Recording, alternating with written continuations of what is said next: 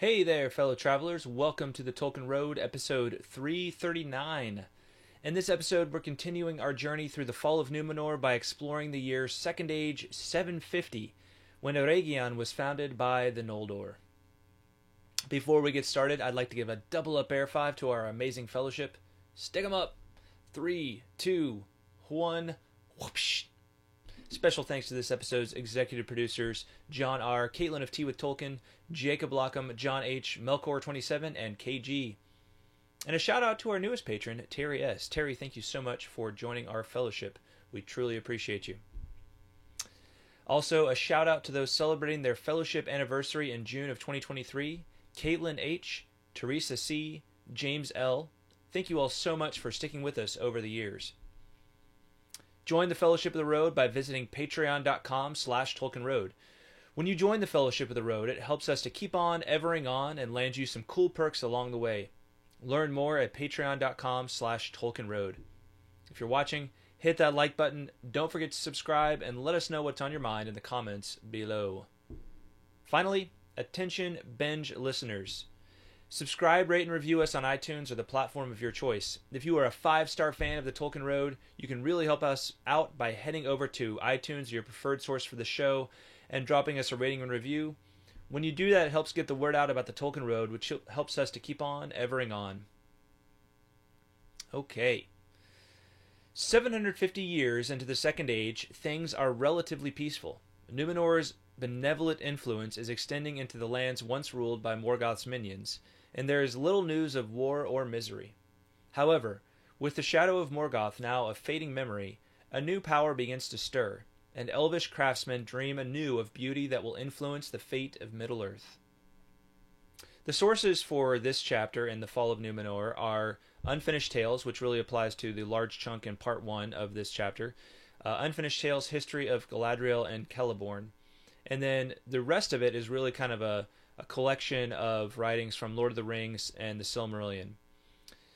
So, we start off by learning that around this time, at the Second Age 750, Galadriel perceives an evil controlling purpose. It's nameless, right? So we know it's Sauron by the narrative, but Galadriel isn't entirely sure. She simply perceives this purpose. Now, why she perceives this, it's not entirely clear. We don't get a lot of details on that, but we could imagine that it's simply like, seeing different things happening in the region of Middle-earth that she's living in now, hearing of things happening in faraway lands and thinking to herself, this doesn't sound good. It sounds like there's some kind of concentrated evil that's exerting its will around here. While Sauron was a known figure for the Noldor, it's not really clear yet that that's who it is. So, I love this word purpose here, right? Purpose. It's not, there was some, evil influencer, but there was some evil purpose at work, right? Now, and that means it didn't just have to be one, right? It could have been multiple parties, something or other, exerting a purpose. But it really speaks to will, intent, malice. So, just an interesting little touch of language right there. And we learn something really interesting, that Galadriel and Celeborn establish Eregion. And we'll go into what Eregion was, but what's really interesting to me is that she perceives this danger in the east, therefore she establishes Eregion, right? So you have to think, let's look at the map of Middle-earth right here, okay? So up here, you guys can't see my cursor. Oh, bummer. Okay, well, anyway, we'll zoom in a little bit. So, we think most of the elves, they're concentrated here in Lindan, right? In the upper west, northwest corner of Middle-earth as we think of it in the Second Age and the Third Age. Galadriel and Celeborn, perceiving this evil purpose, this evil influence to the east, what do? They don't stay in Lindan. They don't go, way south so that they can get away from it. They establish a new realm of the elves closer to this evil. Now that's really interesting, and it speaks to the nature of Galadriel and Celeborn, right? It speaks to this nature of wanting to push back on this evil purpose before it becomes too late. So Galadriel and Celeborn establish Eregion. Um, Now, Eregion, let's zoom in a little more on the map here. Really getting in zoomed up close. Eregion should be fairly familiar to you, and if you've seen the films or read the books, read Lord of the Rings, you know this region, right? Especially if you've read Fellowship, because this is the region that that the Fellowship goes through right before they enter into Moria. Okay? So it's also known as Holland. We see it called Holland on the map here that you can see on the screen. And so why is it called Holland? Why is it called Holland here instead of Eregion? Well, this word, Eregion, is actually Sindarin for land of holly. And so we see the connection. Holland was then the Westron name. It was the name used in the common language of men for this region of Eregion. But it means the same thing. Eregion and Holland mean the same thing.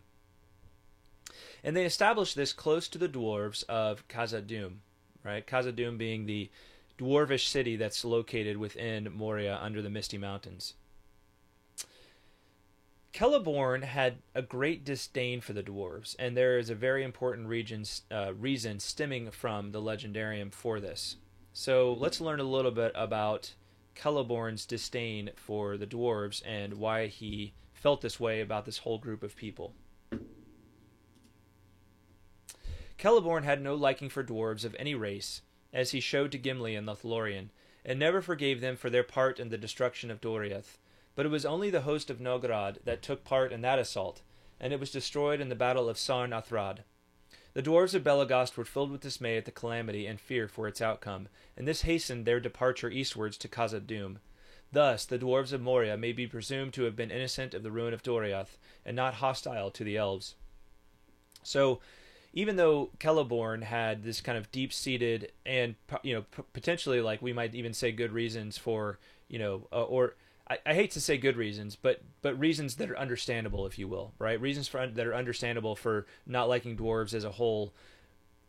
This group of dwarves that were living under Khazad-dûm were not, they weren't really part of what happened in Doriath in the First Age, towards the end of the First Age. That was really Celeborn's reason for not liking the dwarves in the first place.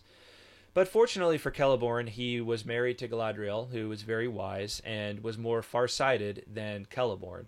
And Galadriel saw with the dwarves that, they needed to befriend the dwarves. They needed to bond and create a friendship with the dwarves.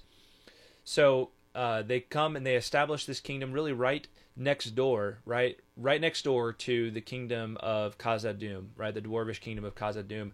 Galadriel and Celeborn establish Eregion. So, back to our chapter here.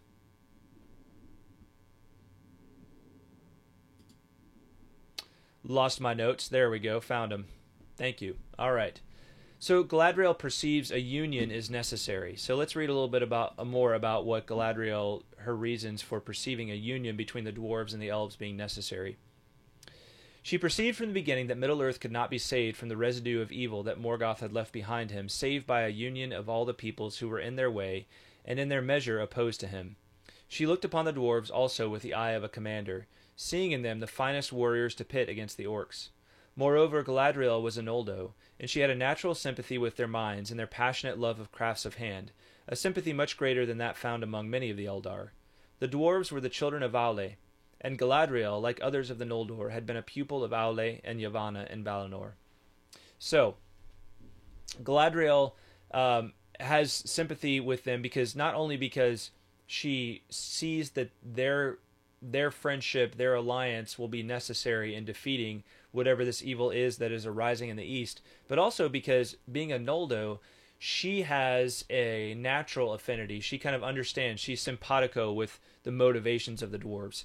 Because the Noldor and the dwarves are all about craftsmanship. They're all about making. They love creating beautiful things. Not all of the Eldar were really that into that, right? So she has this natural affinity for the dwarves for that reason as well. So we learn that they have established this kingdom here in Eregion, and we learn a little bit more about this figure Celebrimbor here. So Celebrimbor is we'll later learn that he is one of the chief that he's really the chief craftsman of the Rings of Power, right? That he is the one who develops these things. And Celebrimbor, because he comes here and he lives in Region and starts creating beautiful things here, he befriends Narvi the dwarf. Narvi the dwarf. So let's learn a little bit more about this friendship between Celebrimbor and Narvi.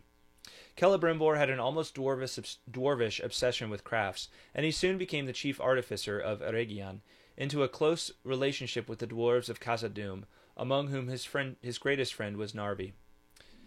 So,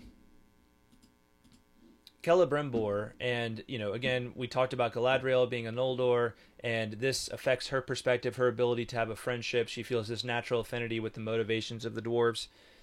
Celebrimbor would as well, because he is a Noldor as well. He is in fact descended from Feanor, right? Feanor, perhaps the most famous of all of the Noldor, at least on the same level as Galadriel.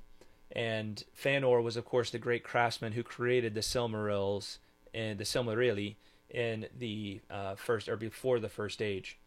So Celebrimbor not only is he a Noldor, but he's descended from probably the greatest craftsman who ever lived, certainly the greatest Noldoran craftsman, and possibly the greatest of the children of Iluvatar when it comes to craftsmanship. So Celebrimbor kind of has this within himself. He truly has this craftsmanship within his blood, and he develops this friendship with Narvi. So there's great profit from this friendship for both elves and dwarves. And Celebrimbor establishes Ost and Ethil, this chief city of Eregion, and which Ost and Ethil means the fortress of the Eldar. And he also establishes the Gwaith y Myrdain. So this was the people of the jewelsmiths. So you can kind of think of this as like a guild, right? A guild of jewel creators, right? And so this is the group that's going to be creating these beautiful things in conjunction with the dwarves who live right next door to them in Khazad-dûm. So, we can kind of see, just to kind of bring it back up to a high level, how all of this connects together. Galadriel and Celeborn they come east because they feel like they need to be closer to where this evil influence is so that they can keep tabs on it. And they establish this, this friendship, this city that's going to lead to friendship with the dwarves of Khazad-dûm. And because of this, Celebrimbor comes as well, and he starts creating beautiful things with the dwarves of Khazad-dûm. So Narvi is a name you may have heard before. It may just be kind of like, I know I've heard that name before. But Narvi is the one who created the very famous Speak Friend and Enter doors, right? The doors on the west side of the Mines of Moria, right? That the Fellowship comes to in the Third Age, and they're trying to get inside, go through the Misty Mountains, right? Go underneath the Misty Mountains through Moria, and they see these doors, and they don't know how these doors, and they don't know how to open them. Well, the words on them are written "Speak Friend and Enter" in Elvish. And Gandalf, of course, figures out that means that you literally need to speak the word friend, and the Elvish word for friend is Melon. So Narvi is the creator of these doors, and Celebrimbor actually was the one who wrote the script, right? Who carved in the script into the doors. So these doors, right? These famous doors are a joint creation of Celebrimbor and Narvi. So we learned a little bit in the remainder of this chapter about the supreme fortune of Khazad-dûm, right? The supreme fortune of Khazad-dûm, which is Mithril. Mithril is true silver. Mithril, it's the Elvish name for this true silver. Dwarves have their own name, which they will not tell. But Mithril is 10 times the value of gold back then, and it's even rarer going forward when there's really no way to mine for it, because apparently it's only found in this one place in Middle-earth that we know of, okay? And of course, later on, people have this sense of like, maybe we shouldn't be digging too deep into the mines of Moria anymore. So at some point, Mithril becomes impossible to get to. So the only Mithril you have is what has already been mined and put out into the world. So now we understand why the Mithril mail that is given to Frodo is truly like a kingly gift, right? It's truly a kingly gift. So let's read a little bit about the description of Mithril found here in the Fall of Numenor. It says, "All folk desired it. It would be beaten. It could be beaten like copper, and polished like glass, and the dwarves could make of it a metal light and yet harder than tempered steel. Its beauty was like to that of common silver, but the beauty of Mithril did not tarnish or grow dim. The elves dearly loved it, and among many uses they made of it Ithildin, star moon, which you saw upon the doors." Right. So Mithril was actually what was carved into the doors for those letters, and and as well as the designs upon the doors on the west of Moria. All right. So we have one image in this chapter, one image related to this chapter. My best guess is that this is Narvi. If it couldn't be Celebrimbor, first of all, you don't really see the elvish features that you'd expect. You see a big beard, and that's a very dwarvish thing, and definitely not an elvish thing. So my guess is this is an image of Narvi. I can't exactly make out exactly what Narvi may be creating there, but my best guess is that this is an image of Narvi there. All right, Meline. I hope you enjoyed learning about Celebrimbor, Narvi, and the founding of Rhegion. Over the next few chapters, we will further consider the life of Tar Aldarion, but it won't be long until we return to the exploits of Sauron and the creation of the Rings of Power. As for this episode, that's a wrap. By the way, keep the correspondence coming. We'll do our best to respond to you somehow and at some point. Thank you to our amazing fellowship, especially the following: John R., Caitlin of Tea with Tolkien, Jacob Lockham, John H., Melkor27, KG, Emilio P., Jonathan D., Mike M., Robert H., Paul D., Julia, Wordy, Joe Bagelman, Richard K., Matt R., Matthew W., Garrett P., Chris K., John W., Eugene D., Chris B., Daniel S., Seb M., Shayna Supreme, Corey C., Ms. Anonymous, Andrew T., Red Hawk, Shannon S., Brian O., Zeke F., James L., Chris L., Aja V., Ish of the Hammer, Teresa C., David of Pints with Jack, and Eric B. All right. Thank you all so much for watching and or listening. We will talk at you next time. Bye-bye.